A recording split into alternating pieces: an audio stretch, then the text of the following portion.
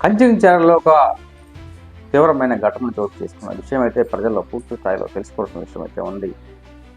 Kanchikacherla Vijayalakshmi gas company సమీపాన ఒక అప్పుడే పుట్టిన ఆడ శిశువును గుర్తు తెలియని వ్యక్తులు వదిలేసి వెళ్ళిపోయిన ఘటన ఆ ప్రాంతంలో తీవ్ర స్థాయిలో కలకలం రేపింది.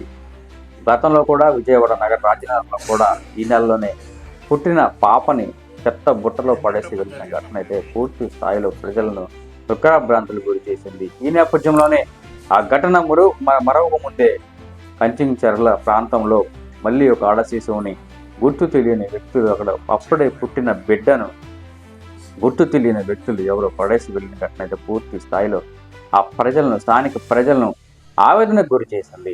ఇలాంటి ఘటనలు ఎలా జరుగుతున్నాయి, ఎవరు తీసుకుంటున్నారు ఈ నిర్ణయాలు ఏమిటి, పిల్లల్ని అప్పుడే పుట్టిన పిల్లల్ని రోడ్ల మీద పడేయటం అన్న విషయాలపై పూర్తి స్థాయిలో అధికారులు కూడా దీనిపై నిఘా పెట్టాల్సిన అవసరం అయితే పూర్తి స్థాయిలో ఉందని స్థానికులు కూడా పలుమార్లు అధికారులకు విన్నవించుకుంటున్నారు.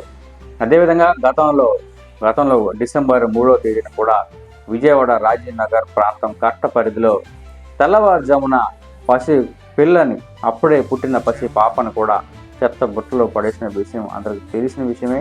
అది మరొక ముందే ఈరోజు కంచికచర్ల ప్రాంతంలోని ఇలాంటి ఘటన జరగటం అంత దారుణమైన ఘటన అంటే ఎలా పసి కందులపై ఏమిటి ఈ దారుణాలు, ఏమిటి అప్పుడే పుట్టిన పిల్లలపై ఇలాంటి చర్యలకు ఎలా పాల్పడుతున్నారు, పుట్టంగానే బిడ్డలను చెత్త పుట్టలో పడేయటం విషయాలపై అధికారులు కూడా పూర్తి స్థాయిలో ఆ ప్రాంతంలో సీసీ ఫుటేజ్ ఆధారంగా తీసుకొని ఇలాంటి ఘటనలకు పాల్పడుతున్న వారిపై చర్యలు తీసుకోవాలని కూడా కంచికచర్ల ప్రాంతం వాసులు కూడా పూర్తి స్థాయిలో డిమాండ్ చేస్తున్నారు. అయితే కంచికచర్ల విజయలక్ష్మి గ్యాస్ సమీపంలో పడవేసిన అప్పుడే పసి పాపను విజయవాడ ప్రభుత్వ ఆసుపత్రికి అయితే తీసుకొచ్చారు వైద్య పరీక్షల నిమిత్తం. పాపకి పురుగులు చీమలు బాగా పట్టినట్టు స్థానికులు తెలియజేస్తున్నారు. అయితే అప్పటికే విజయవాడ ప్రభుత్వ ఆసుపత్రిలో పుట్టిన బేబీకి కూడా ఇప్పుడు వైద్య పరీక్ష అందిస్తున్నట్టు తెలుస్తుంది. అయితే ఇలాంటి ఘటనలకు పాల్పడిన వారిపై కఠిన చర్యలు తీసుకోవాలని మహిళలు అయితే స్థానికులు అయితే పూర్తి స్థాయిలో ఆవేదన వ్యక్తం చేస్తున్నారు. నమస్తే అండి, నా పేరు డాక్టర్ మనోజ్ అండి. కంచికచర్ల ఓపీలో ఉన్నాను.